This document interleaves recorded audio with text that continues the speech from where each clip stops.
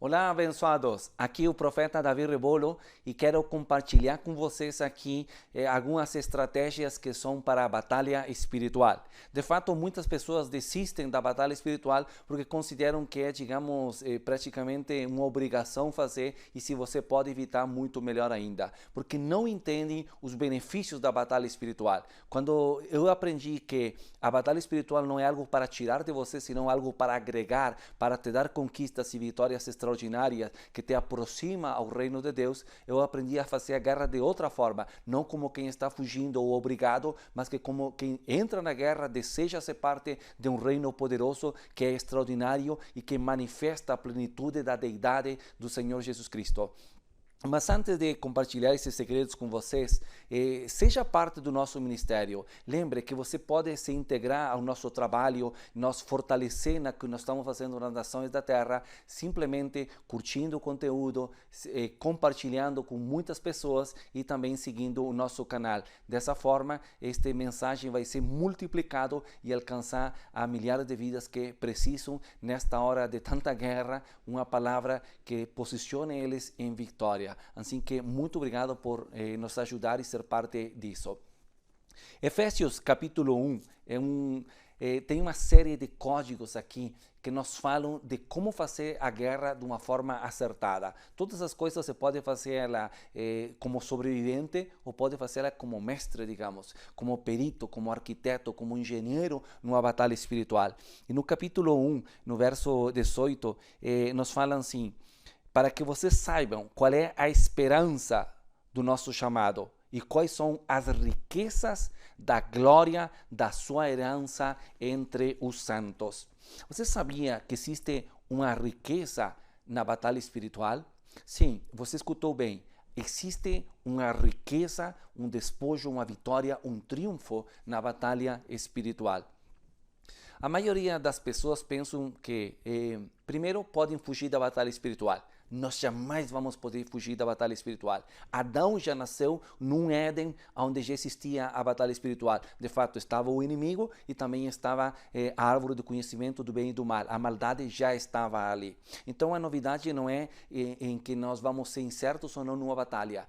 A novidade é que em Cristo Jesus você tem o poder e a autoridade para pisar a cabeça de Satanás, para destruir as obras de impiedade e viver uma vida em triunfo em Cristo Jesus, de vitória em vitória, como diz a Escritura.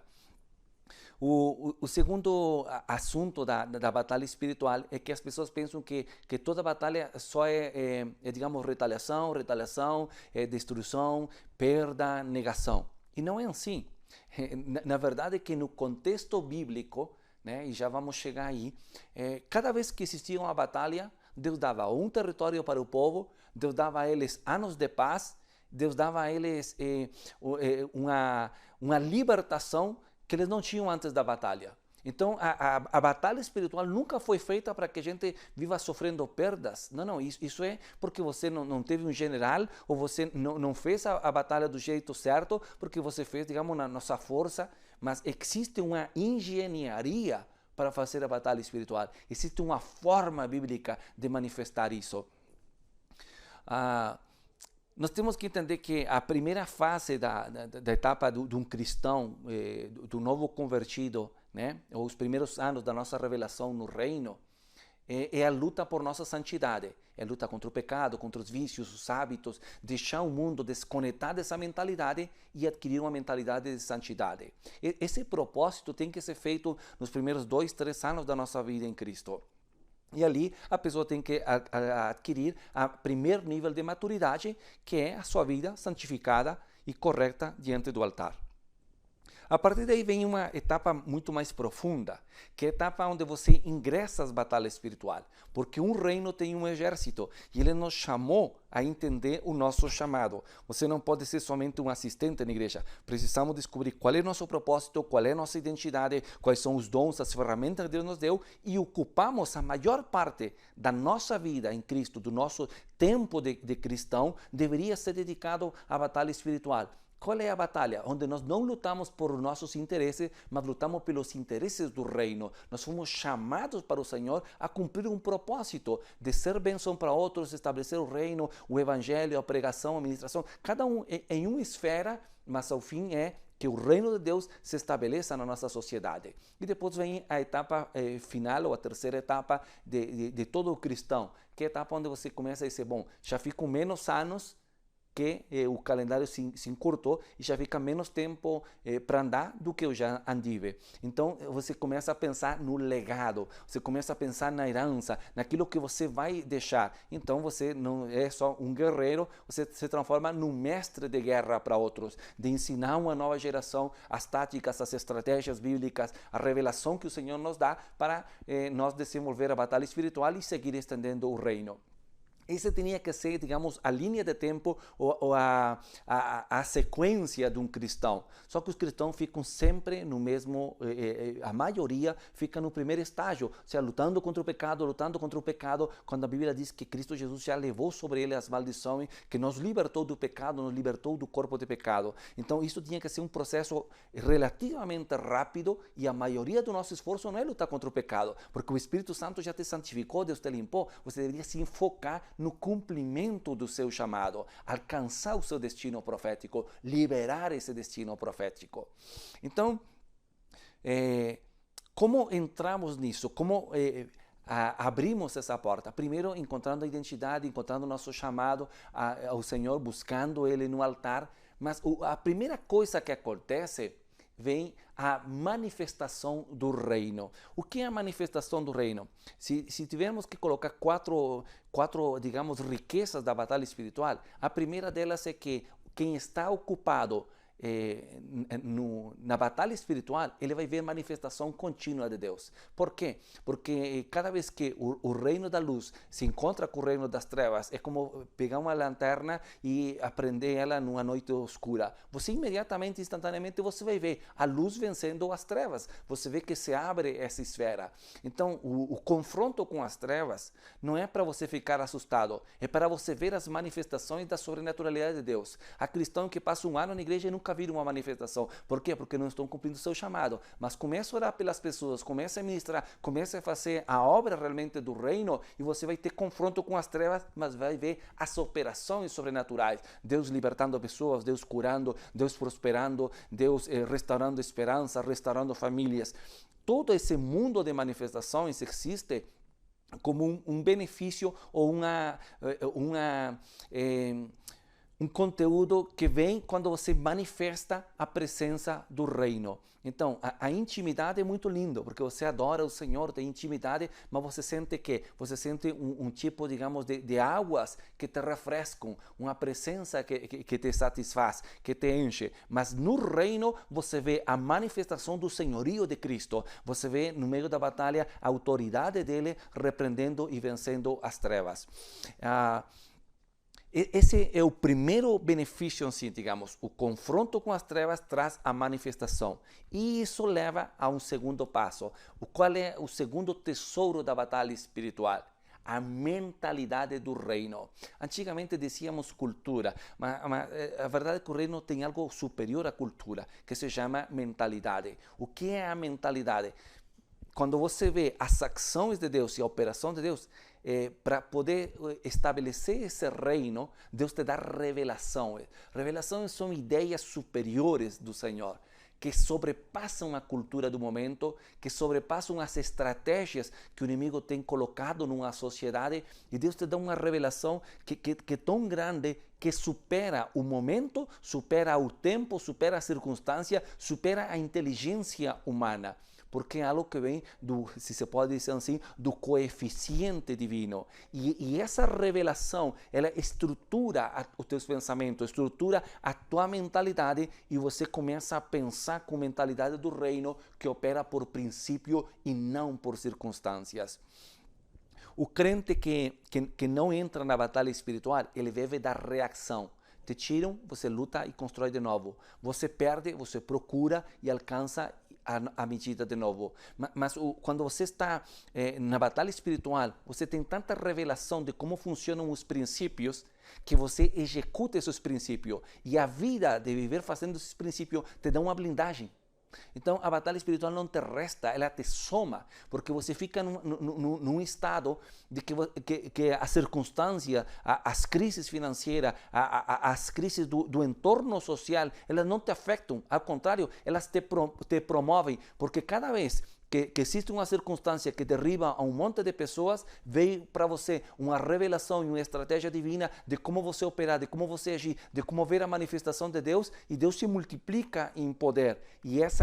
Então esse pensamento de Deus, essa mentalidade não é filosófica, é um poder de ação, é um poder de produtividade muito grande associado à mente criativa de Deus. O terceiro benefício ou riqueza da batalha espiritual é a posse de territórios. Você nunca se perguntou por que, se nós temos tanta promessa na Bíblia e conhecemos tanto o Senhor e amamos ao Senhor e fazemos as coisas certas, pelo menos enquanto a santidade, temor ao Senhor, por que os cristãos não possuem tantas coisas como, por exemplo, os judeus? Os judeus possuem muita coisa, né? Em todas as esferas, não é só econômica, em todas as esferas. Por quê? Porque eles têm uma mentalidade de conquista, de possuir. Desde que saíram do Egito, é uma palavra que está continuamente na boca deles, né? Vamos possuir, vamos tomar, vamos ocupar. Então, a batalha espiritual bem feita, ela vai te dar a posse de territórios. Porque cada vez que Deus te assigna uma batalha, Deus te assigna o território aonde você vence essas batalhas. Você dá conta? Então você sai, digamos assim, do espiritualístico, do filosófico e entra para o prático, para o real. Porque você pode estar lutando, por exemplo, com o pecado ou uma tentação. Você luta com a tentação, você é livre, você sente a libertação e amém. Mas você não tem uma coisa para ocupar, você não tem algo para provar, você lutou contra algo intangível. Mas a guerra espiritual é um paralelo da guerra natural, assim foi feito com Israel. Cada vez que eles lutavam contra um território, eles possuíam aquele território, era algo físico, era algo tangível. Então, a minha conclusão ao longo de anos de estudar a batalha espiritual, de ver as operações, eu distingo uma igreja ou um ministério, quando é de batalha e quando não. Porque o território, o ministério de batalha espiritual, sempre ele possui territórios, ele toma despojos. Quando um ministério não toma territórios e não possui território, ele é um ministério de libertação, não de batalha espiritual. E aí a grande diferença. Libertação ou batalha? Libertação, não território. Batalha espiritual, posse de território. É muito simples. Então, a intenção de Deus não é fazer uma guerra. Digamos, você não vai numa revolução, vou lá fazer uma peleja e volto. Não, não, não. A batalha espiritual é a ocupação de território. Então, Deus te deixa encravado, te deixa em autoridade sobre aquela região e aquele lugar. Então, você quer possuir terra, quer conquistar coisas, tem que entrar na batalha espiritual. Em quarto lugar, existe uma riqueza da batalha espiritual que é o tomar o despojo. Literalmente, tomar despojos. Por quê?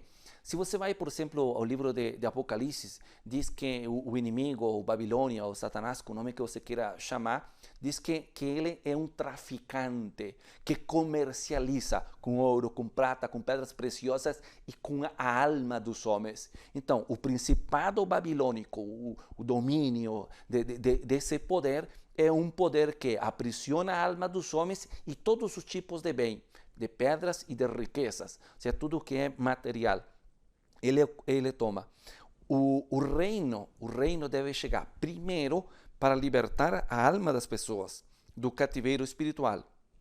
E depois de libertar as pessoas, tem que liberar os recursos da terra, os recursos financeiros, o recurso econômico e trazer isso para o reino de Deus. Isso é tomar o despojo. Porque se nós só ficamos nas esferas espirituais e não atingimos o natural, que testemunho vamos ter? né? Somos livres espiritualmente, mas seguimos escravos de sistemas, de trabalhos, de companhias, de estruturas. Então o Senhor vem para libertar-nos totalmente, para destruir as forças do inimigo, para tirar-nos do poder dos principais, das potestades, e essa vitória que ocupa um território também toma o despojo daquele território. Então, na região onde você está, não tem escassez. Como? Na região onde você está, no estado em que você está, no país que você está, não tem escassez, tem falta de batalha espiritual. Então, não é que te falte recurso, te falta a incursão na guerra, de destruir os principados, de amarrar a força do inimigo e tomar o despojo dessa terra. Quando você entende isso no mundo espiritual, não importa a região onde você vai, a cidade onde você vai, seja pequena, seja grande, você sabe que ali existem recursos proféticos destinados para você, e quando você ingressa nesse território e faz a obra do Senhor, liberta as pessoas, Deus te anexa e te dá, perdão que vou falar em cima, não tem outra palavra. Deus paga a seus soldados, Deus paga a seus guerreiros com o despojo da terra. Veja que se você, há promessas para você. Poxa, se você crê, você será salvo e será salvo a sua casa. Você não pode ser livre e não pretender a libertação dos seus filhos. Então, do mesmo sentido se o Eterno te entrega um território, é óbvio que ele vai te entregar a riqueza que está naquele território. Então, quando a pessoa tem medo de entrar na batalha espiritual, porque há muitas vezes, eu perdi isto, perdi aquilo outro. Não. Às vezes, se perde uma coisa por um momento, mas no final, a restituição, a restauração só vem depois que existe batalha. Porque o inimigo nunca vai te restaurar as finanças, vai te restaurar a economia, vai te restaurar coisa por livre vontade. Vou fazer uma oferta para os cristãos. Não, é algo que você deve tomar pela força, pela autoridade. E é isso que Paulo entende. De fato, Paulo começa a falar do senhorio, da autoridade, do domínio do Senhor. Depois fala do nosso chamado e fala da ação e da operação no capítulo 1 de Efésios. Começa a falar da operação do poder de Cristo em nós. Para quê? Para restaurar a identidade da igreja, restaurar o domínio da igreja na terra e derribar os principados e as potestades que estão nas esferas celestiais. Então, eu gostaria de hoje lançar uma palavra profética aqui sobre a vida de vocês. Há muito tempo, a igreja foi enganada e foi roubada. O temor, lembre que o medo paralisia, e a igreja ficou longe da batalha espiritual.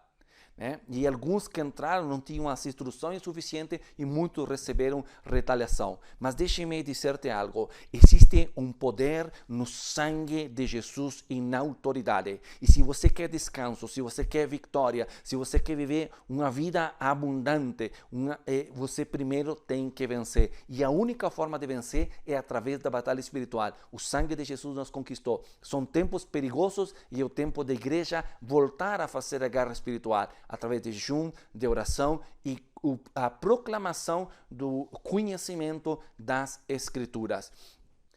Eu quero proclamar aqui e declarar que as batalhas que vieram para te roubar, para tomar aquilo que era teu, agora em nome de Jesus, eu paraliso a força e as estruturas do inimigo e libero sobre você uma unção de guerra, uma unção como a do rei Davi, para possuir, para conquistar, para destruir os artifícios do inimigo, para destruir a engenharia do inimigo. E você recebe uma unção de blindagem espiritual que cobre a tua casa, cobre a tua família, cobre os teus negócios desta hora. E você recebe de Deus ideias, estratégias, recebe revelação, recebe uma ativação do Espírito vitorioso de Cristo Jesus para possuir o seu inimigo. E assim como o Senhor prometeu a seu filho que ele colocaria a todos os seus inimigos debaixo do estrado dos seus pés, eu declaro que debaixo dos pés da igreja, da representação da igreja, que é você, um juiz do reino, alguém que estabelece a autoridade e o domínio do Senhor Jesus Cristo, agora, em nome de Jesus, toda a batalha que estava contra você, há uma virada agora, há uma transformação agora. Começam a se liberar propriedades, começam a se liberar território, começam a se liberar despojos nesta hora. que todo espírito de escassez, todo espírito de ruína que estava em derredor de você para te roubar, agora recuam pelo poder e autoridade do nome de Jesus, e você vem a levantar a sua cabeça, você vem a ter ideias, estratégia, você tem revelações do céu para vencer no poderoso nome de Jesus Cristo.